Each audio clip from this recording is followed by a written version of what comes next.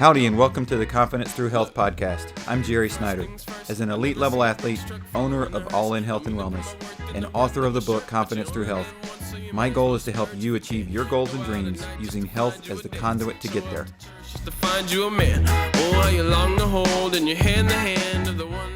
So I want to take a second to thank our sponsor for this episode, American Sports and Fitness Association.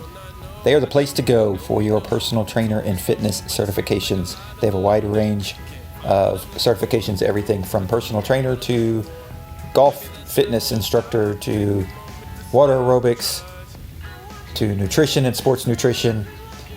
If you've been thinking about going into sports and fitness instructor arena, I highly suggest you check out the American Sports and Fitness Association. There's a link on my website, confidencethroughhealth.com. You can go there to look at other episodes of the website, but also check out their information.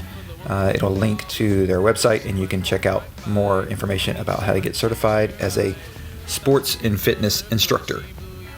Thank you for joining me for another episode of the Confidence Through Health podcast. I'm your host, Jerry Snyder. In this episode, I talk with Heather Borders, who is a registered dietitian. She works as a program coordinator for Moving Medicine Forward, which is a part of Plant Pure Communities, an organization that is focused on helping people understand the value of plant nutrition. And so we talk a lot about, obviously, plants and nutrition and how to be healthy through what you eat and how important that is.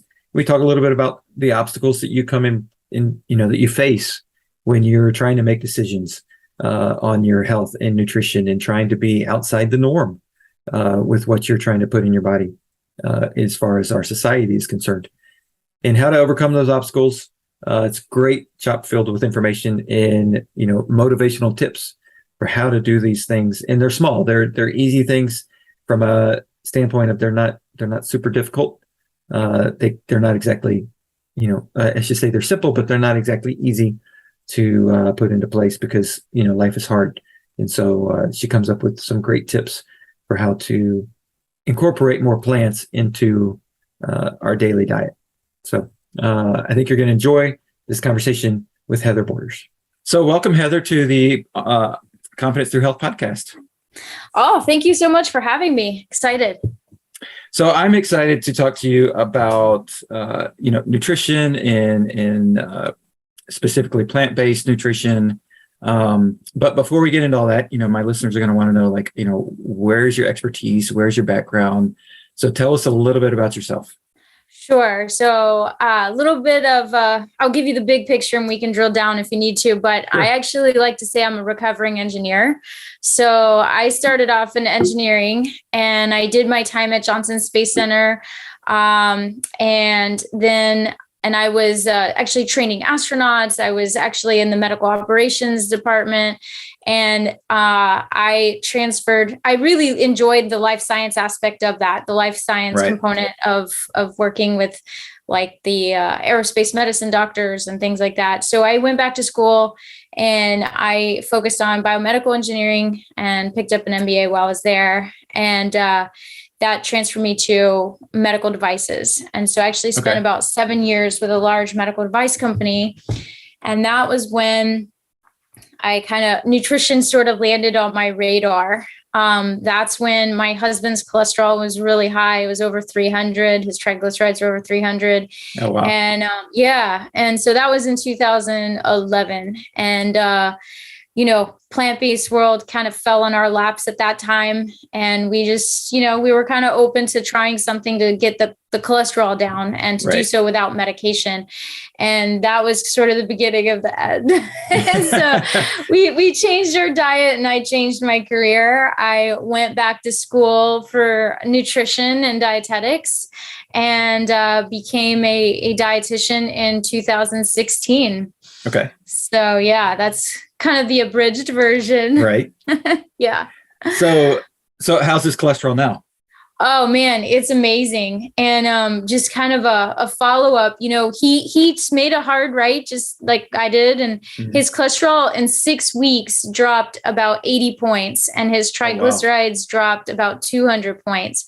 That being said, it's been about 11, 12 years, and he spent the better part of 9, 10 years with his cholesterol bumping around 220 to 260. It still wasn't quite like one, it wasn't that, it wasn't under 200. And I kept asking professionals, like, does this matter? And they would actually say no, because his CRP, his C-reactive protein, which is indication of inflammation, and his homocysteine, which is usually correlated with heart health, that was all in line. But interestingly enough, in January of 2021, he decided to just stop drinking alcohol.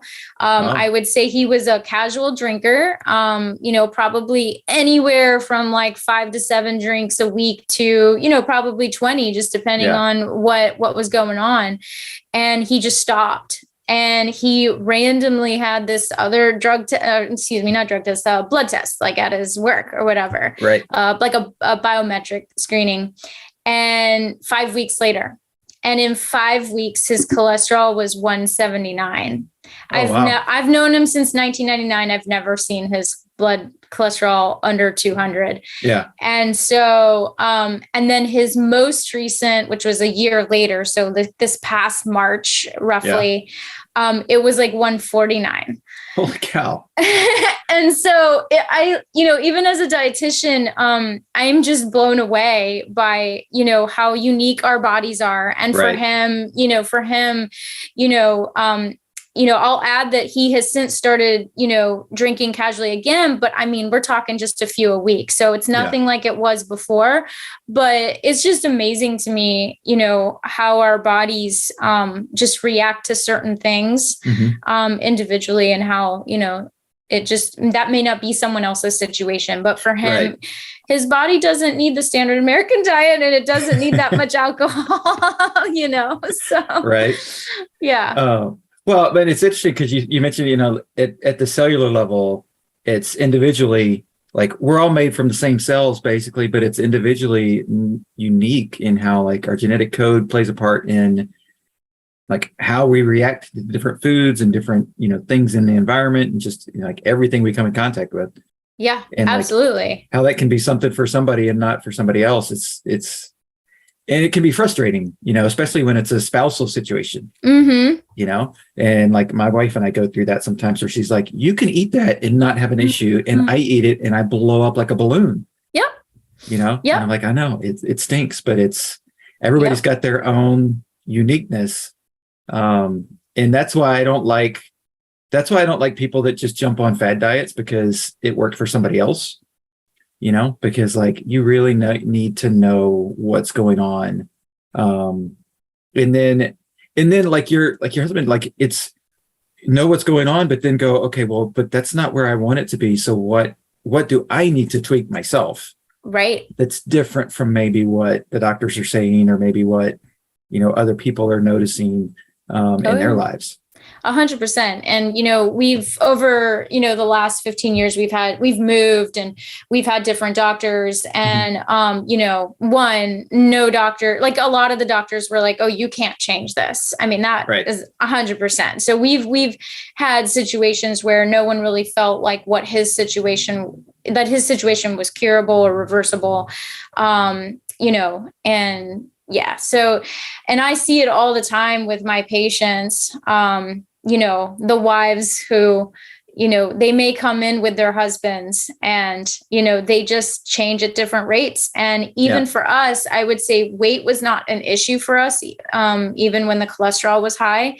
But my cholesterol was like 230 around that 2011 timeframe.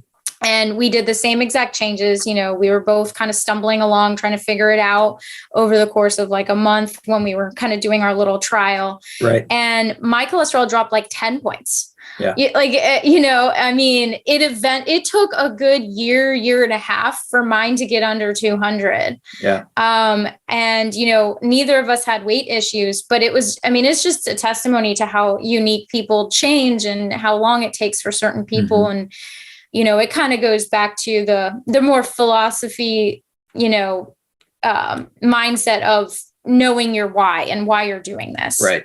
Because it can be really frustrating and very difficult to stay the course when you're just not seeing those dramatic gains that sometimes you may see on the news or even in the plant-based world where they're showing off, some amazing successes that people have. Not everybody follows that curve. Not everybody follows that plan. Right. Yeah. And typically if it's somebody that makes the news or makes the highlights, it is the totally unique. It is 1 out of a million, but we're in such a society now that it's like, oh, if we see it, we should be able to do it too. Mm-hmm. And it's not that you can't do it. It's just that you gotta adjust the time frame sometimes. Totally. So, yeah, absolutely. So you've seen it yourself personally, that the plant-based, helps, not just, and I'm gonna say this because it's the way I feel, but I don't think it just helps at the cellular level and like what the blood test shows and those types of things, but it helps with your mental and emotional stability as well. Yeah. No, absolutely. I don't know how it is for other people, but I feel for us it was peace of mind. Like once you really dig into it and you hear the stories and as a dietitian, I've been able to read the studies and understand a lot of the studies. But once you understand it, I feel like it really gives you peace of mind and you understand at the very core level things like heart disease and obesity and cardiovascular disease. Let's just start with those three. That is completely diet and lifestyle. Right. And there is something incredibly empowering about knowing that, you're not going to become a victim and that this isn't going to be a fate situation. Right. You actually have control over your health and the trajectory of your life. Right. There are very few things that I feel, related to your health that you can't control. Right. Well, and like, so, and you mentioned this at the beginning, like you've had a lot of schooling, like for a lot of different areas. And like one of the things that frustrates me is, that the way that our medical system has gone as far as doctors and, in the past, and I'm talking about like years and years ago, decades, centuries ago, like doctors were acute. Like you had an acute issue, you went to the doctor, you got it fixed. Otherwise, it was like, it was grandma's remedy because it was passed down on, what herbs or vegetables or fruit or whatever, that you mix together and you took and you like try to get better. And I'm not trying to downplay because the medical system has done a ton to help us improve our lives. But I think we've become a little bit too bought into just take a pill and everything's gonna be better instead of let's fix nutrition. And through the schooling piece of it, and I know you can speak to this as a registered dietitian, is that the amount of schooling that you got in nutrition versus the amount of schooling that a primary care physician or a surgeon may get in regards to nutrition is vast difference. Yeah. I think we came together because of a newsletter that came out through Moving Medicine Forward. And right. So, which is one of the initiatives of Plant Pure Communities. And so, it's sort of the brainchild of Dr. Klaper, Dr. Michael Klaper. And, his vision and his mission is to educate, medical students and healthcare professionals on the power that not just, nutrition has on reversing disease, but this idea of plant-centered nutrition right. has on reversing disease, because at the end of the day, they're just not getting it. It's what's so beautiful and wonderful is that it's happening, like it's starting to come out there. You're seeing wonderful organizations like the American College of Lifestyle Medicine, having, these curriculums for lifestyle medicine, which includes their pillars, which nutrition is one of them. Yeah. So it's happening, and it's a good time, and they're recognizing that this is that nutrition plays a role in the most of the diseases that they're going to be seeing. So they should probably know a little bit about it, or at the very least, where to direct their patients to learn more and to incorporate that. So, so they get, most medical schools offer almost no nutrition education. And as a dietitian, believe it or not, there's actually a lot of dietitians that don't cook, don't know how to cook, or, aren't really in the culinary realm. And which I believe that's kind of where I have put myself, and how I started was just learning how to cook. I honestly don't know how any dietitians can do what they do without understanding the culinary component, because we can talk about nutrition and biochemical pathways all we want. That does nothing for our patients. And it's, the ability, the art and the ability to translate the nutrition into, how to cook and knowing what to cook, and, that day to day, and not just on a general day, but on that 7:30 p.m. kids are whining, your spouse is like starving, you're starving, and you didn't happen to plan. What do you do then? Yeah. So, it just really is nutrition, getting nutrition into medical schools is the first part, but, there's so much more that I know that needs to happen. So, and so in regards to like that piece of it, like I know functional medicine is like a buzzword that's becoming more and more popular. And so can you just talk about like what that means in regards to like functional medicine versus like, I guess the more traditional medicine? Yeah, I'll be honest. I'm not sure that I can speak very, intimately about functional medicine. I haven't quite dipped my toe into that. But it's, the general idea from what I understand is just that it's looking at the whole body, and looking at systems, which makes complete sense, on the surface. I don't know much more than that. I think traditional medicine, there's obviously so much to learn. It would be impossible to be someone who understands all the systems to a great deal. That's why we have all these different disciplines. But the downside to that in the system, the healthcare system that we have is, you have someone studying the tail of the elephant and someone studying the ear of the elephant and someone studying the trunk, and they don't really talk to each other. So how on earth, how are you going to describe that animal? How are you going to characterize that, and how are you going to help that person? So especially the more complicated the person and the more systems that they have affected, it just gets less and less likely that they're going to be able to find a solution within traditional medicine. Well, in the functional medicine, the reason I asked that is because I was thinking that because functional medicine, typically they have a lot more regard for nutrition and how the plant-based nutrition is going to help at the cellular level and the whole, the whole body. Like you said, it's a whole, looking at the whole body. And like, if I give you, just take, cancer treatment, for example, if you go the traditional method and you do chemo, like if it's pancreatic cancer, they're just looking at how do we get rid of it in the pancreas. They're not necessarily looking at it like, if we give you chemo, it's going to affect your spleen or your stomach or, some other organ in a way. They're just like, no, we're focused on this. And that's the more traditional, whereas functional, it's more like, okay, well, if we give you something or tell you to do something, because they're not against medicine, they're not against pharmaceuticals, I should say.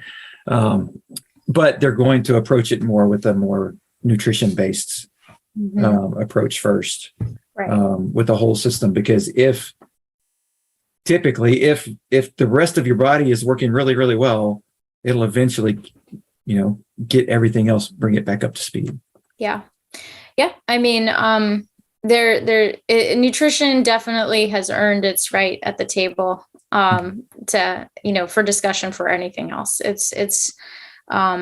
I feel like I was traditionally trained from nutrition, but because I found my way there through plant-based nutrition, I went to all those plant-based conferences. I read all the plant-based books, and I think the benefit of that is it just allows you to ask the right questions on both sides. And I feel like there are, just as many people, or I should say, just as many philosophies or thoughts, I guess you could say, within the traditional nutrition and dietetics, that is concerning, that's not looking at the bigger picture and not asking the right questions. But it's on the other side too, and so getting, kind of a nice traditional nutrition education, as well as self-educating myself on the plant-based side. It's, both sides, I think, are missing some things, and it's pretty clear though, that this, it's American culture is just, not making it very easy. And we, I don't know. I think that there are some, some overlapping, things that make it both difficult, to move forward in this culture. And, part of that, especially nowadays, being that, let's say we really have introduced restaurants and fast foods, let's just say in the 60s, 70s, to some meaningful degree. So most of us, under the age of 60, let's say, have been born into this, and we don't know any different. And so now when you start, exploring avenues that are such a departure from that, now we're the freaks, and now you're a health Nazi and you're a health nut, and it's just too much. And so it's really, really hard, because you kind of have to step out of line in order to make a real meaningful difference. And that's hard, because for most of us, we don't really have a lot of family or friends that understand or are accommodating. Sometimes you're lucky, but it's hard. Well, and one of the things that I always tell my clients when they come to me for nutrition help is that, like, you're going to have to adjust to the fact that you're now going to be weird. But that's, from a health standpoint, like, that's actually good nowadays. Right. Like with 70s, or more percent of Americans overweight, dealing with at least one chronic disease. I don't remember the stat, but it's like way up there as far as like people that are taking at least one prescribed medication a week. It's like, to not be doing those things means that you're in the minority, which means you're weird right now. Right? Like, absolutely. And, it's, what's that saying? If you want extraordinary results, you have to make extraordinary efforts. And unfortunately, the normal is all sick and not feeling so great. So you got to step out of line. But I talk about that with patients, when you go to restaurants and, you have your why firmly planted, and, you can decide how important it is to be that person at the table that makes, that asks the waiter or calls ahead of time, to find out what they can make for you. And can they make substitutions, or, just looking at the menu for the ingredients that they have across several different dishes, and say, hey, can you just take all those and put them on a plate? And very rarely, it just depends, but it's really rare nowadays where I just can't eat at a restaurant. It may not be the best situation, but if you eat beforehand, you just have something so that you can be, a good company, I guess. But every now and then, sometimes it's just going for the company. So you mentioned, making sure that like the big picture, and looking at like, okay, what's going on. And when it comes to nutrition, and like you said, a lot of us are born into this, like fast food, super busy, or at least we seem super busy, right? There's, I guess, a debate about whether we are or not, but seem super busy, have no time, got to grab something on the way home because there's just, we didn't plan, or we didn't, whatever. And then you get to like, okay, well, now I'm in a bad position. I got to do something. And like a lot of the, and I say fad diets, but because that's the way I believe they are when they're looking at it from this standpoint. A lot of them are looking at just, like, what are you doing for your macros? Right? It's just like, just look at your macros and you're going to be fine. If you have the right proportion for whatever, whatever diet it is that's out there, it's like, if you eat the right proportion of those, you're going to be fine. Whereas, more, I think my belief more, and you can talk to this maybe, is it more appropriate would be looking at what are their micronutrients? Like, what are you actually getting in your body versus the like overall type of food, but like, what is the food actually doing to you? Right. Yeah. There's a lot of talk about macros and micros, and, I'm going to kind of just back the camera up a little bit and, because it's really confusing, honestly. It seems like, it should be simple, but it's not. Right. I would say there's just some overlapping strategies for how to, know what is at least the defining line between healthy and unhealthy. Right. And so I would start with, we know foods from restaurants of any kind, even for the most part, most vegan restaurants, there's probably not health promoting. And I would just limit it as much as possible. Yeah.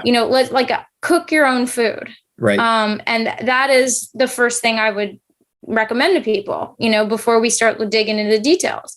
One meal is not going to bring someone down. It's not their damnation, but it won't be their salvation. But, a kale salad isn't going to be their salvation either. Yeah. It's very, very easy and common for people to get tripped up over details that don't actually matter. So trying to decide the better option between two crappy foods or two nutritious foods is just a waste of time. Pick one, move on. Right. It is the 80-20 rule for most people. There are exceptions. Consistency matters most. If 80% of meals are whole food cooked at home, then it's very unlikely that anything in the 20% is going to matter that much. Yeah. The most nutrient dense foods happen to be low in fat and high water content, as well as rich in fiber. Right. And these happen to be found in our plant-centered foods, your fruits, your veggies, whole grains, and beans. So even if we wanted to debate the nuances of certain foods within each category, or debating macros or micros, there's just no way to find health without including copious amounts of food from each category on a daily basis. Yeah. And, there's always going to be a subset of people who need to care a little bit more for whatever reason, or sometimes care a little bit more for a period of time, you know? Yeah. But in general, it's never about getting someone from 70% plants to 100% plants. Most people at this stage are far below 50% eating anything that resembles real food. And just that 20-30% boost is a lot of work. And so you're going to find all your micronutrients in the whole foods, these plant-centered foods.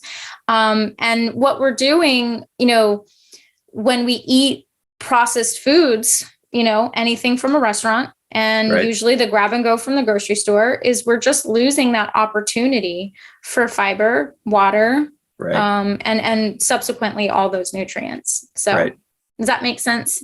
Yeah, totally. And one of the things that I've said multiple times, and I'm sure I've said it on the podcast, but I know I tell all my clients is that, like, when you look at sugar, if you look at sugar just like from a Skittles, or, any other kind of like Starburst or whatever, any other kind of just like pure candy, processed sugar, you look at it under a microscope, it's got a makeup of what it is. Right.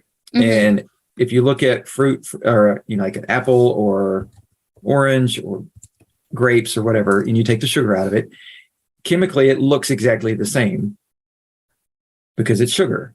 Okay. Yep.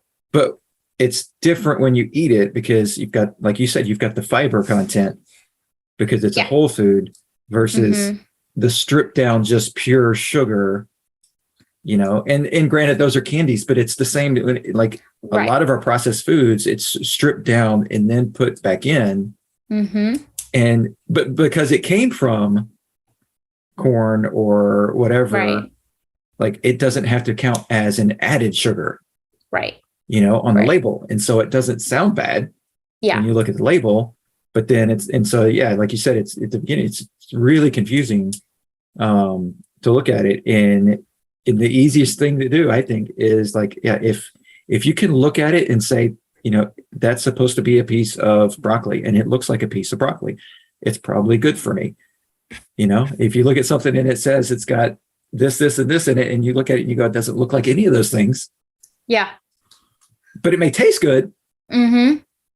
but it's probably not going to do any good for you. Right. Yeah. And, it's a lot easier summarized and said than done, for sure. But yeah, it's, you take a beautiful unprocessed potato, maybe just baked or something, baked potato, and you turn it into potato chip. It's just not the same food. Body doesn't recognize it. And, you have not just what's taken away, the water and the fiber and the nutrients, but then what else, God knows what else they add to it, to make it so flavorful. Food scientists are not dumb. They know what they're doing, and they're winning. So, yeah. Well, and that's the other thing is like, it's an advertising piece, on their part.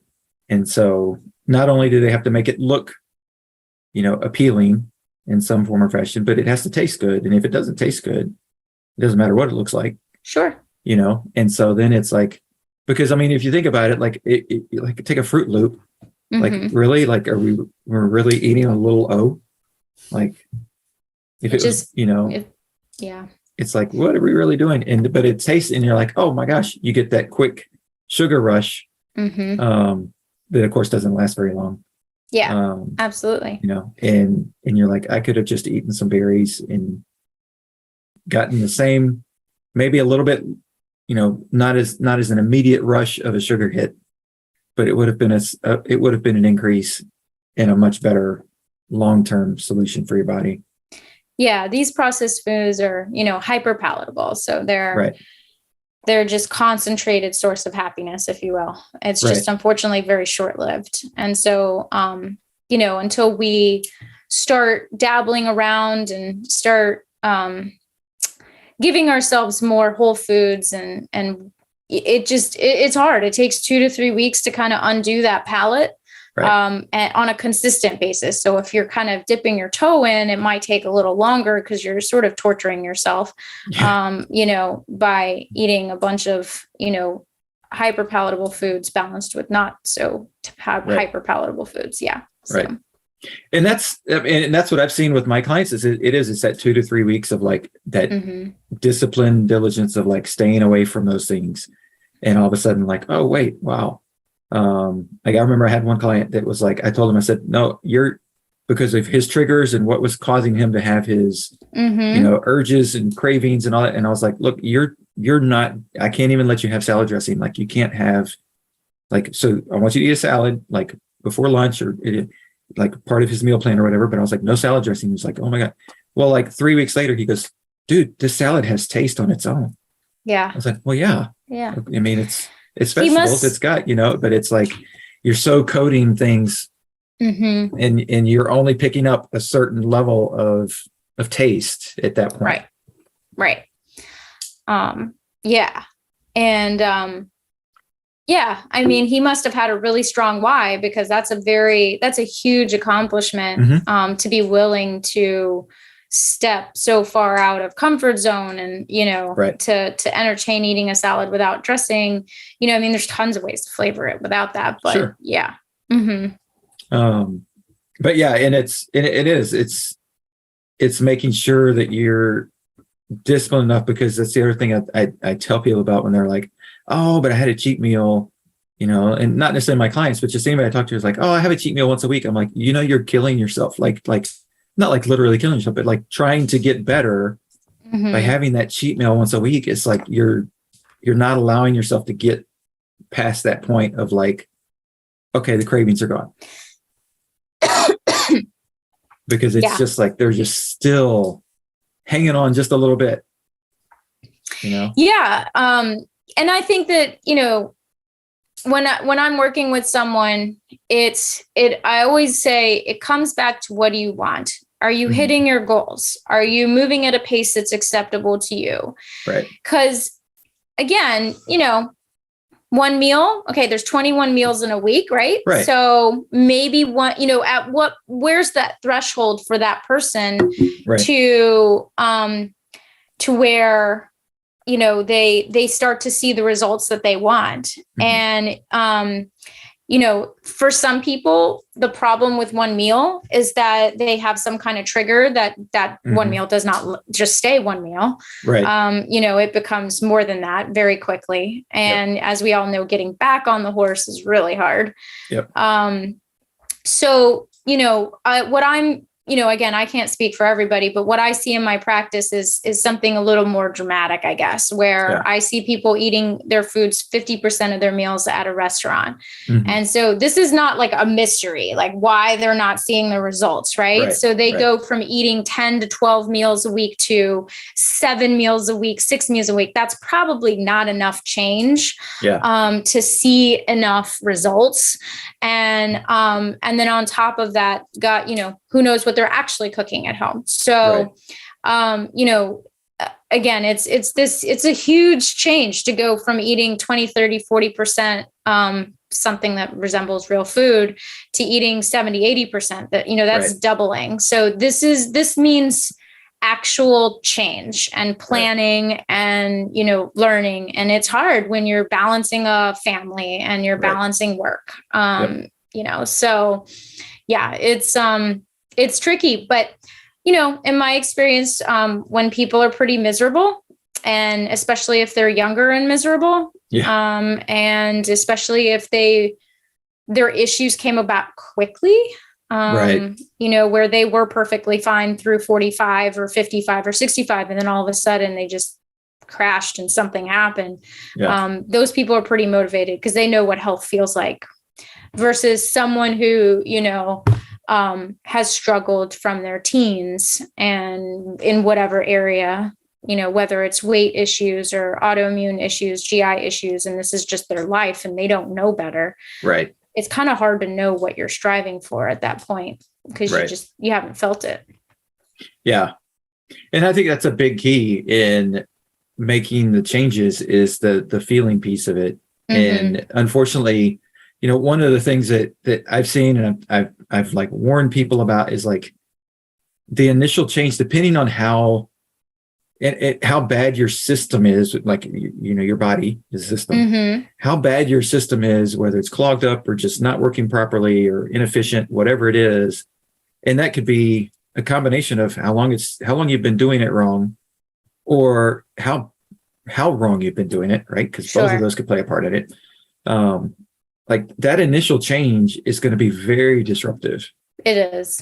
And a lot of times that disruptive piece, it's confusing because people go like, oh, I can't eat this way because it makes me sick. Right. But it's not the eating that way that made you sick. It's not the change. It was the previous way. And now you're just feeling it. Yeah. I mean, I'm very careful with the word detox. But yeah, it's, your body is adjusting to a different way. And, I do believe that food doesn't have the, it's not actually like, drugs, but it sure does act very, the action is similar. Right. And so when you're coming off something that is making you very happy, and your body's going to notice, and your body's going to get a little cranky if you don't, hit that lever. And there's going to be a moment, a little bit of time before you acclimate or habituate to the new way of eating, for sure. Yeah. It's going to take a minute, but, and again, not everybody reacts the same way or responds the same way, but, for those that are constipated, they start going to the bathroom pretty quickly. And for those that, do want to lose weight, for the most part, the initial weight loss is pretty meaningful. Right. So the good news is if you're consistent, you'll see results. Yeah. It's just that first 2 to 3 weeks that are very difficult. And then I also tend to see people around 2 to 3 months start to get a little bit frustrated because they're not seeing the exact same rate of change or results that they did in the first month. Right. And the honeymoon period is over. Now it's just really hard. Yeah. And I find that if people can be pretty consistent through 4 to 6 months, if they can hang on, that's when the magic happens. And that's when they start to really feel like they identify with what they're doing. And this is a new version of themselves. And they start to get a little more confident in their abilities. And they start to feel a little more confident in the science of what they're doing. So how much would you say of that process, like in that 2 to 3 month range of like, okay, now it's hard. Now it's like honeymoon's over. It's hard. Like, how much of that would you say is being weird and being abnormal compared to your spouse or your family or friends, or like, you know, the initial, like you said, the initial drive is there and I can do it and everything. But now I really notice that I'm sticking out from other people. That's a really great question. You know, I feel like maybe it's just my population of people. So my population, I've got about 70% women, and I would say most of them are actually over 45 or 50. Okay. And so I don't know. I feel like I'm lucky because I feel like my, that brand of person, this, 56-year-old woman is very confident in her own skin, right. And kind of has a voice at this point in their phase of life. Yeah. But I would say that's lesser. The whole sticking out thing is lesser of an issue. It is more about realizing that they have to cook more. This is their life now. They have to cook. And a lot of them don't. Either they come from not doing that, or again, at that phase of life, their kids are usually out of the house. So busy. Yeah. And they're just like, I've done my time. I don't want to cook anymore. They thought they were about to kind of skate the rest of their lives. And, it's kind of not so much. So there's that. And then if by chance they have kids at home and a spouse, it's, a lot of the challenges come around like, well, now I eat differently than the family and I don't want to become a short order cook. So how do I balance that? So those are the challenges that I typically see with my patients and the people that I see. Occasionally the sticking out does happen. I do find that is probably more common with the younger crowd who I feel are still they're kind of in foodie phase. Yep. And I mean, for lack of a better description, they probably care a little bit more about what their peers think and don't want to stand out as to someone who's older. Yeah.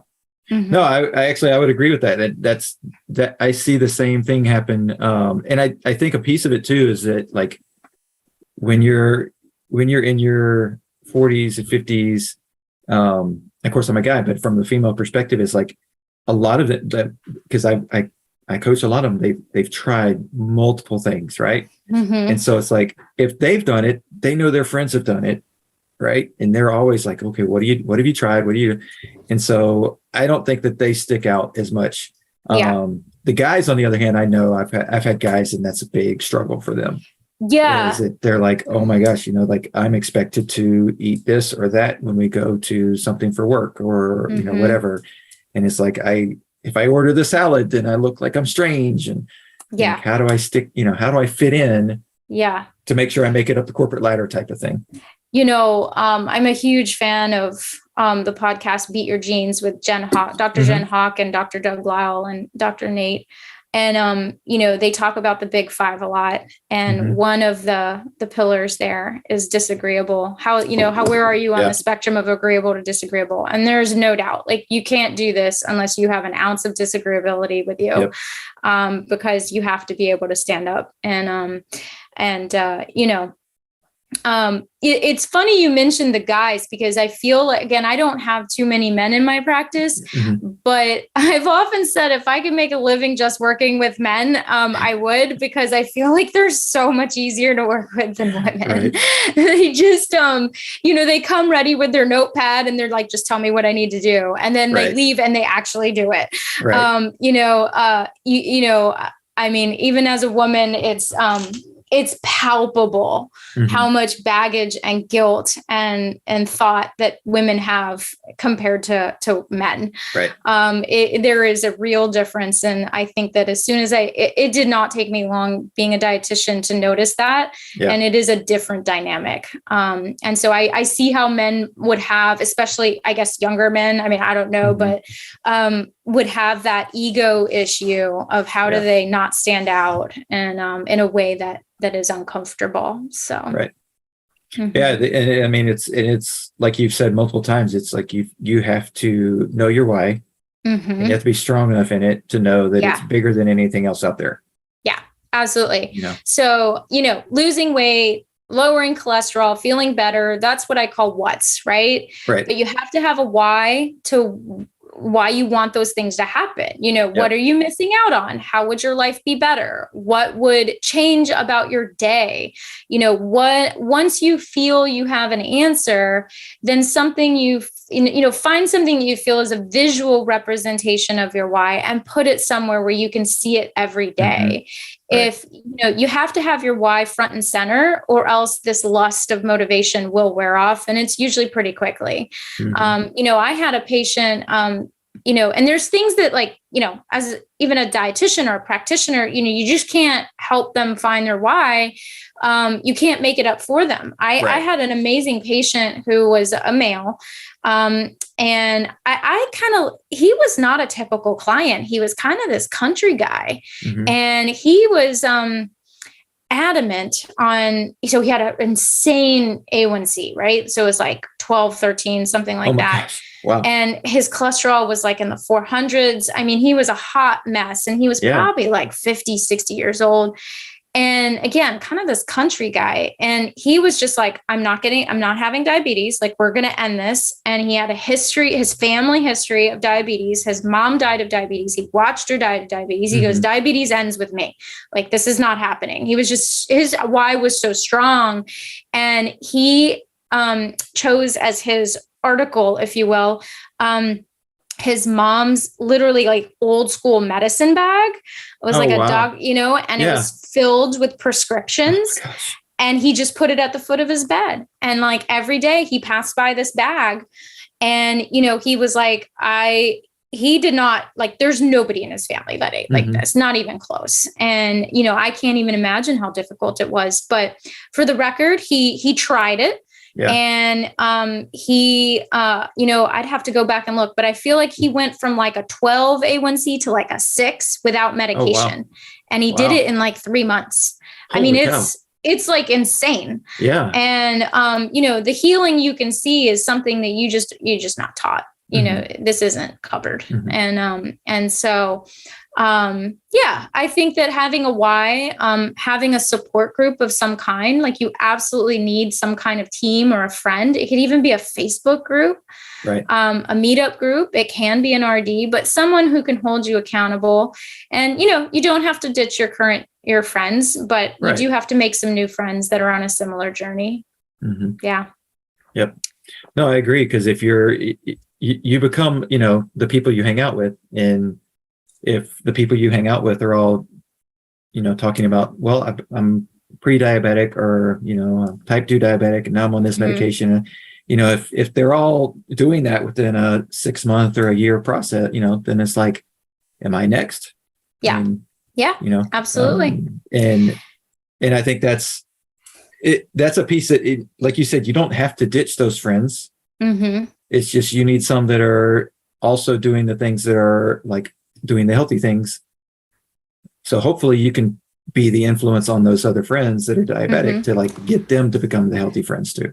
Absolutely. And, when you have these friends who are on the same journey, maybe sometimes they're a little bit ahead of you, you can hear their stories. You can hear about how they've failed a lot and how they got back on. And, it's going to happen. And a lot of the struggles I see with clients is this all or nothing approach. It's very, very common, like, I'm going to do this and I'm going to do it right. And it's just going to go for, it's just, unless you're going to lock yourself up in a nutrition jail, shout out to True North out in Santa Rosa, unless you're going to do that, it's just not going to work. And then even if you did go to some kind of immersion, which I do strongly encourage people to do some version of an immersion, no rhyme intended there. It's very important to be around those people that are on the same journey, have the same struggles, have the same questions, and just to do that, it's, life gets real fast. And, this honeymoon it is real, like it goes away, and it's hard. And unless you have friends and accountability and a why, it just kind of ends. Yeah. Yeah. Cause the companies that are out there, they know what they're doing, and they know how to get you. They know how to advertise to you. They know how to do all those things that are going to hit the buttons. Yeah, absolutely. So you've got to have that strength and that group around you. Yeah. I agree. I'll add two more things that I think are really important for success. And that is to really set realistic expectations. For weight loss in particular, I get a lot of patients who are like, I need to lose 30 pounds in 6 months. And maybe they've done it before, that's great. But, most people do not lose that much weight consistently. On a good month, someone might lose 4 to 6 pounds in the first month if they have it to lose, someone who's 30, 40, 50 pounds overweight. But for someone who has 10 pounds to lose, I plan for 6 months. And that's if you're making meaningful changes consistently with no, that is hard. That's really hard. So I'd say to give yourself some grace, because it's going to take a minute, and it's going to take a lot of effort too, to reset. Well, and that's one of the things I tell people when they come in and are like, I just have this last 5 pounds. Like I can't, what can I do? And I'm like, that's the consistency piece. Yeah. Like there's something that's not as consistent as it needs to be. Yep. It's not that you're missing out on the secret.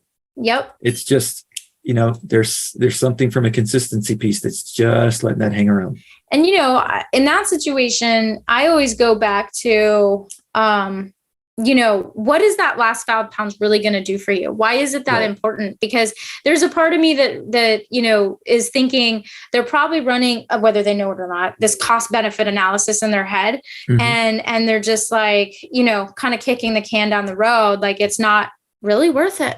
Right. Because for most people, 5 pounds, I don't know, it's probably not worth it. They're probably within their weight range. Right. And already. And, And then as always, in terms of a strategy, adding in is always better than taking out. And so, to kind of sit down and take a list, an intake and an inventory of the fruits, veggies, beans, and whole grains that they already like, but for whatever reason have kind of slid off the radar. And, literally make a plan where 1 month you're just going to literally focus on fruits and you're not going to care about anything else. Right. Whatever. Don't care about anything else. You're just going to pick one group and just focus on that for the entire month or however long you feel you need it. And you're going to find new ways to get good old fashioned fruit in, and then do it for every group. And you may take 4 to 6 months to do that. And then you'll find that once you practice, it comes easier. And then once you get it in more, you'll find you're naturally not eating certain things. Right. And so I really strive to help people think about avoiding basically, and to not focus on avoiding foods, to focus on including foods, because that has to happen anyway. Why not start there? Know? So, No, that's one of the things I always tell people when they first start out and they're like, oh my gosh, especially guys that tell me like, oh, I can't stand vegetables, meat, potatoes. That's it. Like, that's like, can't stand vegetables. And I'm like, okay, well, all I want you to do is eat. You can still have the other stuff. I'm not going to take it away from you. Right. You can still have it, but I want you to have a bite, and then we go to 2 bites of, whatever vegetables, are on the menu. Like, we're going to do just a bite or 2 of those for every bite that you get of your meat and potatoes. Yep. Right. And so we're just slowly filling up with other stuff. Practice. Not getting away the other, and then it becomes, like you said earlier, it's like finding those that you like. Yep. And then going, okay, I can handle this. And yeah, is it fun to have like 4 vegetables that you eat all week long? No. Like nobody says that's fun. Like, yeah. But as you eat more of those 4, you're going to go, okay, I'm seeing the difference. I feel the difference. Let me expand. Yep. And try this vegetable or that one, or mix and match. And then all of a sudden now you're getting, because I've seen in research that it's like, you really want to be somewhere from a nutrient standpoint to make sure that you're getting everything. You want to be somewhere between 30 and 40 different plant-based items. Yeah. In a week. Yeah. Which is really not that hard. It isn't. But it's like, to somebody that's only eating 2. Yeah. It's very overwhelming. It's very difficult to think about. It is. And so, yeah. And this just comes back to, it takes time. Yep. So, you know, and setting expectations appropriately. Yep.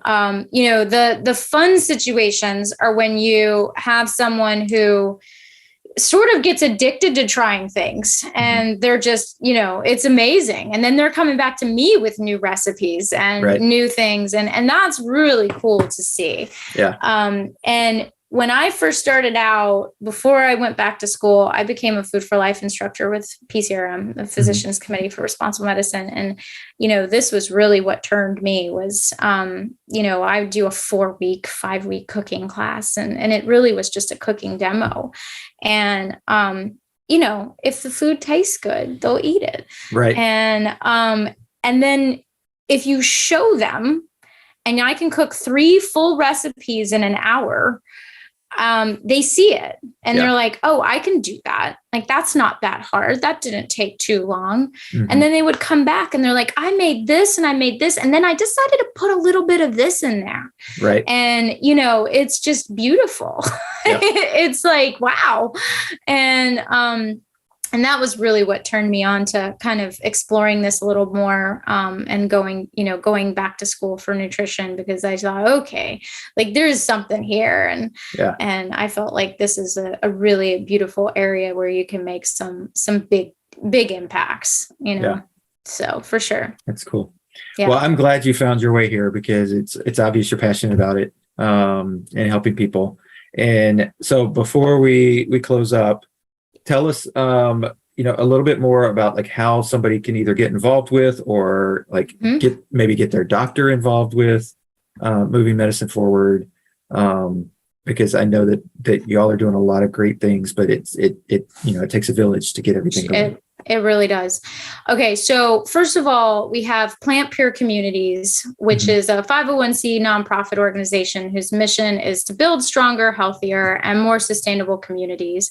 It really was formed out of that movie Plant Pure Nation in 2015. So if any listeners are, wanting to know more about just plant-based diets and need a community, you need that accountability, definitely go to plantpurecommunities.org. And they have amazing resources of all kinds, including a little map, which shows where you could find a pod leader. They have these people called pod leaders all across the US, and I think even outside the US. And they do everything from, potlucks to speaking events, movies, showings. And so, I can't discount how important this is to have a team of people who help you. So I would definitely go check out plantpurecommunities.org. And I would also just a shout out to Physicians Committee for Responsible Medicine, PCRM.org. They have Food for Life instructors that do cooking classes. So, if you're just looking for some more guidance, if you've been doing this in your board, or if you're starting from scratch, if you're a physician who wants to partner with somebody, this is a great way to do that. The Moving Medicine Forward initiative was brought into PPC at about 2018, I believe. And And so Dr. Klaper, again, his mission was to help provide nutrition education for medical students. And so on the PPC website, you can go find the MMF, the Moving Medicine Forward link within there.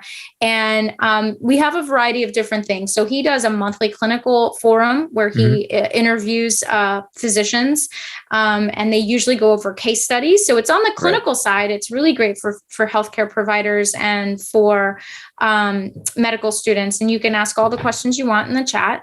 And then also on there, you can go to, we're on Instagram, we're on Facebook, and there is a link there where you can sign up for the newsletter. And then very soon, probably in the next month or so, we will have a link to where you can request Dr. Klaper as a speaking engagement. So whether it's for a podcast or, or if you're a school, if you're a medical student and you want Dr. Klaper to speak to your university or your group, this is what he lives for. So we definitely invite them to do that. If as a nonprofit, if anybody is feeling like they have a little extra change, we'd love to have them donate, to kind of keep the wheels moving. So, but everything can be found from that plantpurecommunities.org website. And we're really excited. So it's a good time to do this. So, yeah. Awesome. Well, I will put that link in the show notes so people can just click on it and go to it and be easy. Perfect. So Heather, I want to thank you for being on. Like I said, I appreciate that you're diving into an area that you're so passionate about, and trying to help people. You've mentioned it so many times about just like, it takes time and don't give up. Right. And like, absolutely. That's key. And I know it's like making these changes and trying to do all these things, listen to your own advice. Like, it takes time. People are going to come on board. Right. Yep. Absolutely. So. Yeah. Find your tribe. Yep. Yeah. Thank you so much for having me. I appreciate the time. You. Thanks for checking out the All in Health and Wellness Confidence Through Health podcast. Our goal is to use health as a conduit to help you reach your goals in life. A little lighter than me. I'm about to black out. Her grip is getting tighter on me. I think I like it deep inside. I feel the fire in me. She like the milky, see me creaming to the coffee to me. She got soul in her sway.